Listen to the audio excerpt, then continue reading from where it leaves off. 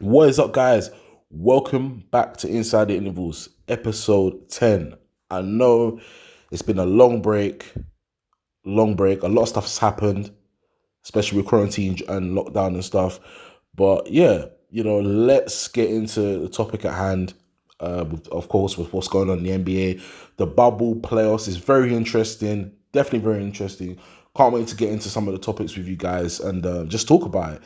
So yeah, also guys, just a little update. Laptop still isn't working. I will probably have a new one by October, early November. So please just be patient. Yeah, you'll probably still get podcasts like this. So yeah, definitely, definitely just wait. Of course, if you want a group podcast, you're gonna have to wait a little bit more as well. Of course, we are still under restrictions and whatnot. So just be patient with that. I'm sure, we'll get back to that eventually, you know. And yeah, so let's just get straight into some of the topics that's been going on. So yeah, the bubble playoffs is definitely been very interesting, very, very competitive. I think this is probably the most competitive I've seen the playoffs since probably the last maybe 5 6 years, honestly, and that's and that's saying a lot because I feel like the playoffs are always competitive, but the thing is now that everybody's under the same roof, it's one of those things that everybody has no excuse now to who loses or to who wins. Really, no one has an excuse. So if it's flight and travel problems, all this and that, then there's definitely no problems at all. Definitely no excuses, no problems. You can't say, oh yeah, it's because of this, it's because of that. No, once you step on that court, you know what you know what you're asking for. It's like Michael Jordan in the flu game. He stepped on that court with the flu, heavy with the flu, and he still went out to perform. So that says a lot. So yeah, let's get straight into it. So the games I have been paying attention to mostly definitely have been the Denver Nuggets and Utah Jazz. Of course, the Lakers, which is my favorite team, and the Portland Trailblazers series, and of course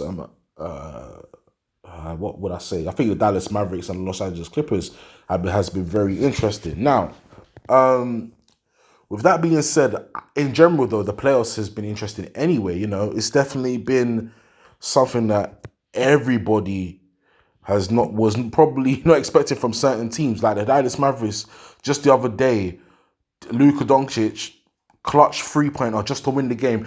And it was coming. I think that sort of thing was coming from Luka though. He's definitely like one of those guys who's a big game winner. Definitely someone who you have to watch out for. So, and I'm not saying there wasn't no defense on him or anything, but he's still gonna shoot in your face regardless if you're there or not. So it's one of those things with Luka. I think that team anyway, Dallas, especially with Luka and Porzingis, if the Dallas Mavericks just keep on performing around them and keep on building around them, they are going to be a threat.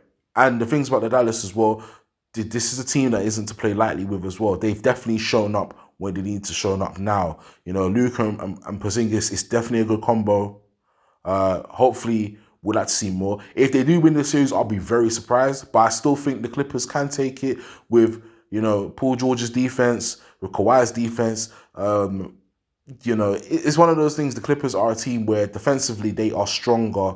Well, probably a lot stronger, and they are going. And I feel like they're a team that wants to go through it all too.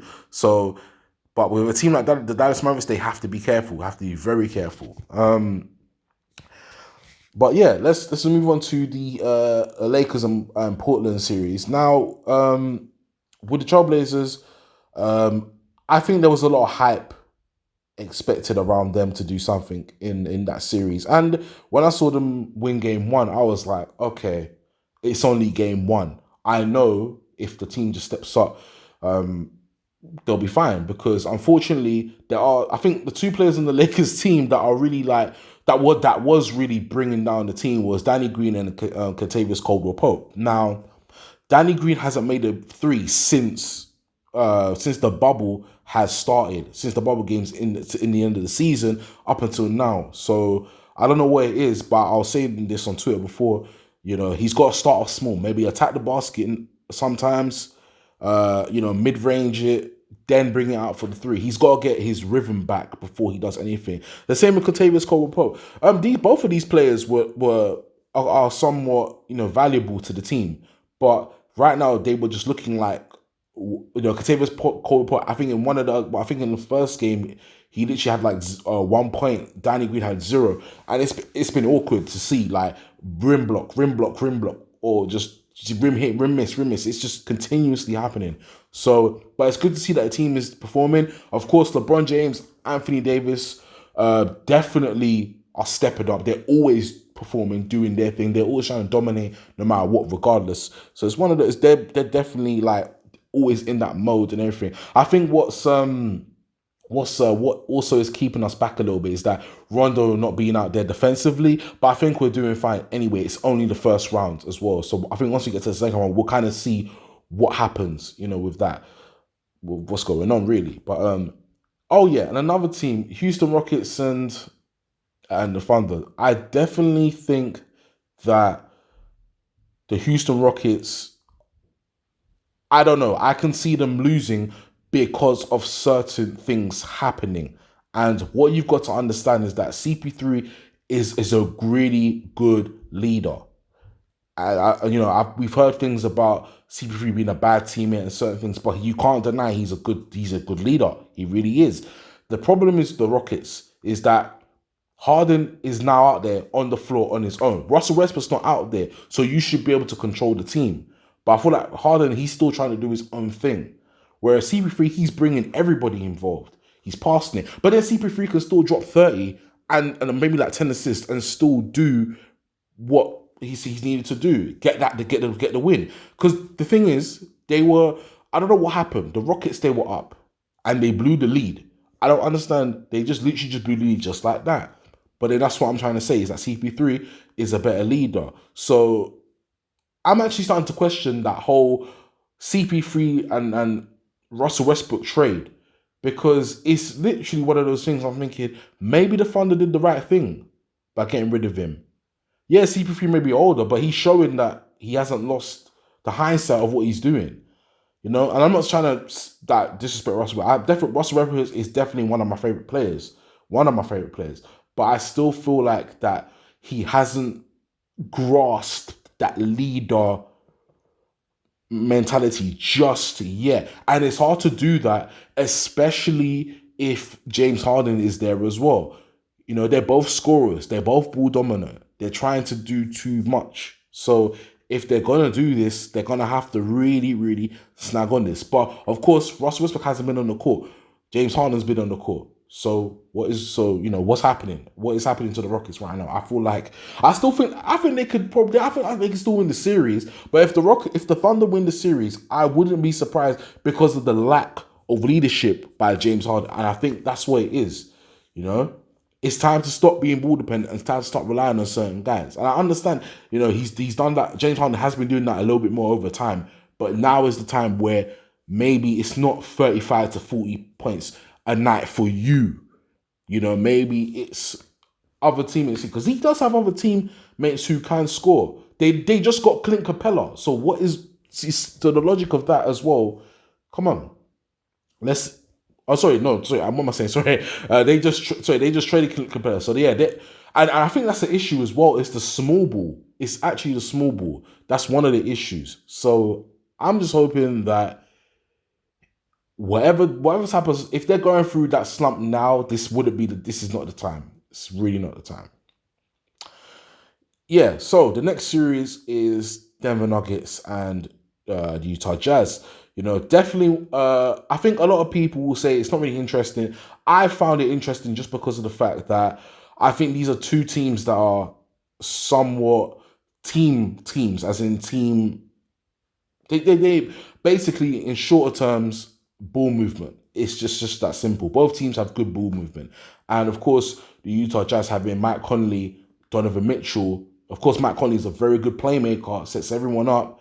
He can even get his own points. And I think people said, Mike Conley's not dropping 30 points, he's washed up. Well, because he's been with the Grizzlies for quite some time. So, of course, he's going to be dropping 30 points consistently with the Grizzlies. With Utah, Donovan Mitchell can drop the points and so can Rudy Gobert. Despite, even though I think defending, he's better on defending than he is offensive. And I think with Rudy Gobert, he cares about defending a bit too much. I would like to see him offensively do more.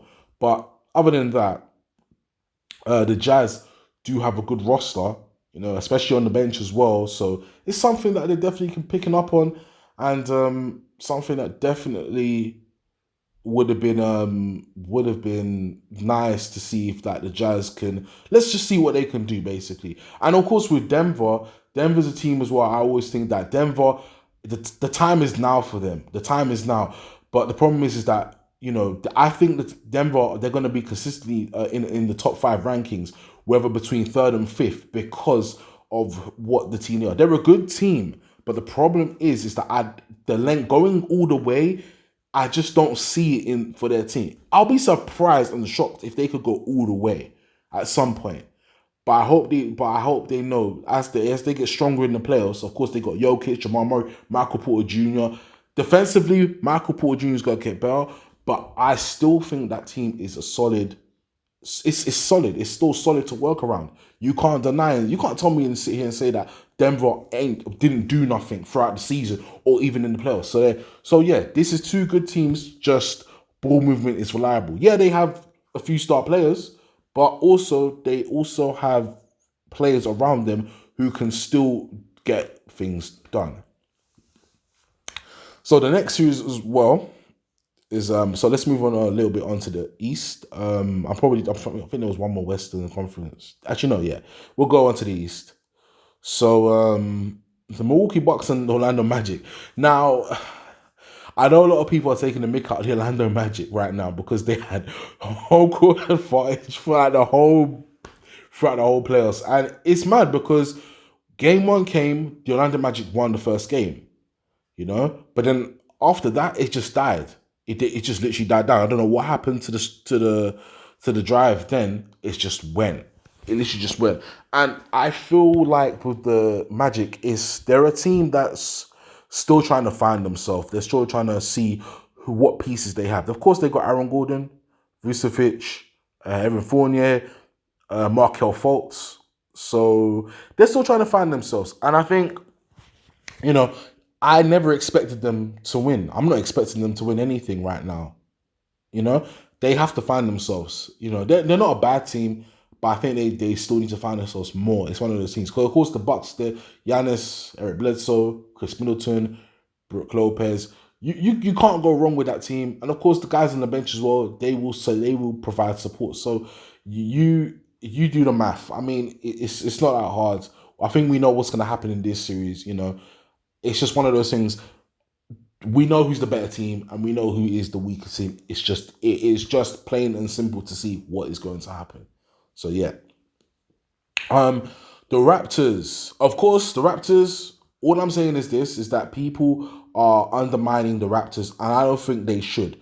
Okay? Despite sweeping the Nets, these guys are still the defending champions. They're still the defending champions. So people need to understand this, that just because like they haven't got Kawhi Leonard anymore, that doesn't mean to say they haven't been performing. And I think throughout the whole season and up until now, people are still going to try and undermine the Raptors. I think the Raptors can get to the conference finals. If they play smartly with around the Bucks again, if they get to the conference finals, then it's a problem. But with round one, obviously, they swept the Nets, Brooklyn Nets. Of course, Kyrie's injured, KD's injured. They lost a few other guys as well. So it's kind of like, well, what?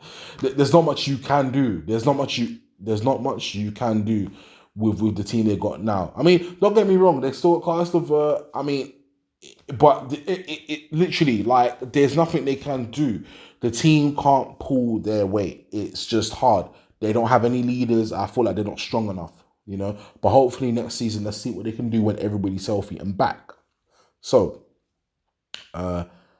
moving on, Lakers and the Trailblazers. I definitely want to get back into this because I just feel like with the Lakers and Trailblazers, man, that series, it's really upsetting. It's really upsetting because when I actually think about it, Damian Lillard has been through a lot with that team and that Trailblazers team. Getting Melo, then also not even that, but the Blazers have suffered major injuries, and of course, like Lillard's had to suffer for that. Like last year they were third, but then this year they were eighth, and I felt like the team that should have got through would have been the Grizzlies. The Grizzlies should have got through just for that playoff experience because they were doing okay. They were actually doing fine. But of course, during the bubble 8 games, they weren't really performing as they should have. So I can understand why they lost and why they didn't get through. But it would have been nice to see Ja Morant. Oh yeah, and of course Jaren Jackson Jr. injury. So it was kind of like, well, are they gonna? Can they do anything more? Can they still get through? And it's clearly they're not ready yet. But definitely, hopefully, in the next year or two, that would be a solid team, and I'm hoping that will be the push for them. Indiana Pacers, Miami Heat. Definitely, I was a little bit. I was disappointed, not because of the Heat's result. I think the Heat. Ever since the Jimmy Butlers went there, and not only that, they've got Bam. They've got some young rookies on that team that are just so like solid. And for me personally, I knew this was going to happen to the Pacers. They would lose the series, but I thought the Pacers would have put up much more of a fight. Oladipo was still in the game. T.J. Warren, but then after that, it's just kind of, I don't know what happened. I really don't know what happened, and I thought it would have been a lot more, it probably would have been a lot more interesting. And it was interesting, but I was just so surprised. I'm like, but half of these games are not even, some of these games are not even, like, they're not even that far-fetched. They're not that, I don't know. I'm just speechless because it's like, I expected a bit more from the Pacers because they're a solid team. But then again, it's getting swept in the first round to a team that was supposedly, supposed to not have beaten you, just shows. But again, the Heat, they've stepped up. Jimmy Butler's on a team where I could see them in the next couple of years winning a championship with that team because I think it's possible. Maybe I don't know, maybe not in a couple of years, maybe, but I think it's possible for them. They seem like a team that's ready for it.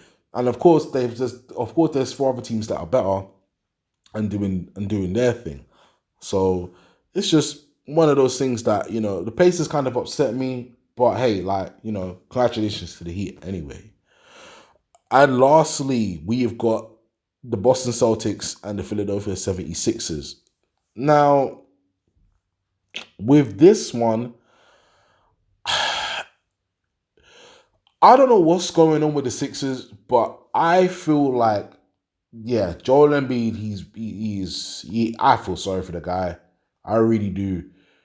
My man went to it was like, I don't know what that team is going to do because Ben Simmons got injured. I hope he doesn't get injury prone, but he got injured and B's there. And of course, not only that, there's not much pieces around Embiid or even Simmons to help them, to do decent things as a ball hand, to do decent things, playmaking and whatnot. And it just kind of sucks for them. And of course, with Boston, they've got a solid core team. Kemba Walker, Gordon Hayward, Jason Tatum, Jaylen Brown, and this Cantor. These guys are solid players, and the team is solid itself. So what are you gonna do? Of course, I'm forgetting Marcus Smart as well. So I don't know what this team. I don't know what the Sixers expected. I feel sorry for Sixers fans, but I didn't expect them to win this series either because I still feel like mentally the Celtics are better prepared than the Sixers because the Sixers, they probably went into it thinking that, okay, we're not up against the top team, but we can still cause some damage. And I thought they would have at least won 2 games, but I didn't see that, And of course, Ben Simmons getting injured, it kind of sucks. And now it's going to be one of those things. Who's the problem? Joel Embiid or Ben Simmons? One of them could potentially get traded. I don't know who it's going to be, but I can put my money on it. It will probably be Ben Simmons going. That's one of the things. I can see it because they can't. It's like, I'm not saying they don't work well together, but then also they don't really have any playmakers on that team. They got rid of Jimmy Butler. JJ Redick's gone to another team. It sucks. It sucks for them. It's so bad, and it's so bad.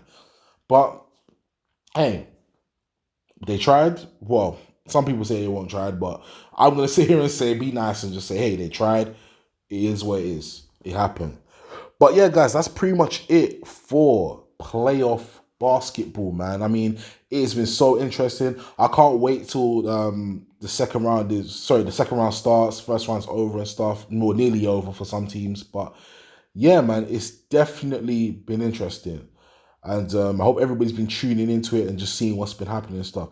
And hopefully I'll drop another podcast at the end of the second round just so everybody knows that because that's what I want to do for the playoffs. I like dropping them at the end of near to the end of near to the end of each round, rather than me dropping it at the start of the first round or each round, really. So yeah, but that's pretty much it for it, guys. Thanks for tuning to the podcast. Don't forget to like, share, comment, and subscribe. And I'll see you for the next one. Peace.